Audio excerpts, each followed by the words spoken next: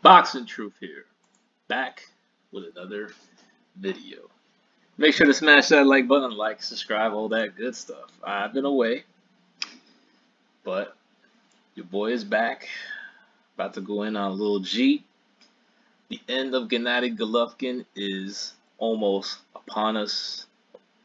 About less than 3 days until the end of Golovkin is going to be complete. Judgment Day for Golovkin fans. Golovkin fans will be sent to hell come September 17th, where Canelo Alvarez is going to dispatch and get the most decisive victory to date in their series, with a most likely dominant stoppage win over an aging Gennady Golovkin. This fight for Canelo is nothing more than just a warm-up, confidence-boosting fight as he prepares for a potential Dimitri Bivol rematch next year. Of course, Bivol has to beat Zurdo Ramirez, which is no guarantee. But this is guaranteed, of course. I mean, I know the odds for Golovkin look good, but do you really see him knocking out Canelo? It's plus 800. I mean, you want to throw your money away? Go ahead. The only way Golovkin wins this fight is by decision, and it's hard as a motherfucker to get a decision against Canelo Alvarez in Vegas. Bivol barely beat Canelo, but he did. Won a 7-5 fight. I know people think he dominated, but he didn't. He needed to win 7 straight rounds to win that fight, which he did. But Golovkin just doesn't have Bivol's fluidity. He doesn't have his speed. He's 40 years old. Completely different style. Doesn't have the balance of Bivol. Doesn't have the legs. And Bivol is a bigger guy. And a more fluid guy, a more athletic guy. Throws a lot more punches. Just a much more of a handful to deal with than this aging version of Gennady Golovkin.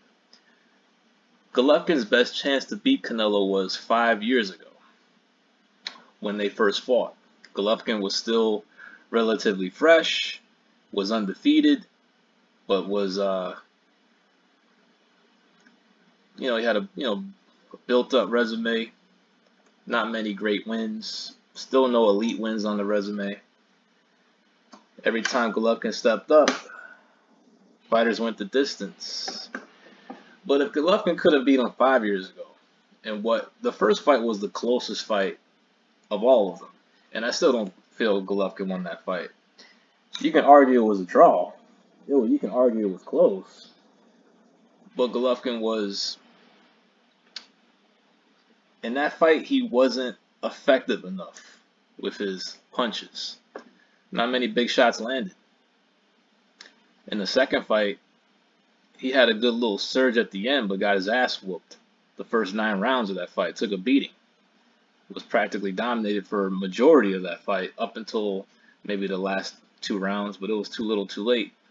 Golovkin landed more big shots towards the stretch in the second fight, but he had a bad start and was clearly defeated in the rematch. Just watch the Murata Golovkin fight for a second time. I mean, this was Golovkin's biggest risk, really, in the past 4 years after Canelo whooped him. This is why I hardly have any respect for Golovkin. Just makes you wonder if there's any real Triple G fans out there. I mean, how can you be a fan of this guy now? What's he done the past 4 years? People say he won the first 2 fights. Yeah, you did, really? So why'd you fight Steve Rolls then, in your first fight back, if you won? You won the fight, right? So you should be confident to go in there with another top fighter. You didn't do that. Not even a top 10 guy. You fought Steve Rolls, a mid-30s nobody that you knocked out. Funny ass knockout, by the way, when you knocked him out, but why didn't you fight Chris Eubank or something? Or move up to 168 to pursue other titles in different divisions? maybe even a Saunders or even a Callum Smith. Why did Canelo do all the heavy lifting and take risks while you were just waiting and cherry picking and just waiting for the colossal payday that Canelo gave you again for the third time? You won the first two fights according to your fanboys. So why are you fighting Steve Rolls in your first fight back? Huh? You won, right? So you don't got the confidence to go in there with a top fighter. You got to fight Steve Rolls. Then you fight Deryochenko for a vacant title. You won the fight in my eyes, but it wasn't a great performance. The wear and tear started to show. You got hurt to the body. Some people even felt you lost that fight. I didn't, but it was closer than I anticipated, and it just shows that, you know, Golovkin is just vastly overrated. Good fighter, but nowhere near the monster that HBO advertised him to be. Everybody was fooled in those times, man. We all were fooled. Then you cherry pick Skrmeta. I mean, you could have asked for an exemption to unify with Andre, but nah. You don't want that smoke. That's the least you could have did. Unify with Andre after Deryochenko. It would have been a gigantic payday. And then he didn't fight all of 2021. Holy shit, I totally forgot about that. He didn't fight all of 2021 because he didn't want to fight Andre. Andre was out there waiting for you. Canelo was, you know, doing his thing, taking risks. You know, he was even going to different networks as a free agent. You know how risky it is to go to a PBC network as a free agent? Canelo was putting himself in place to get robbed. I mean, he was risking himself to get robbed by Heyman and their paid off judges and their freaking bought referees. Bunch of fuckery if you're gonna fight an out Heyman fighter as a free agent. But luckily for Canelo, he gets a knockout, and the judges had him ahead.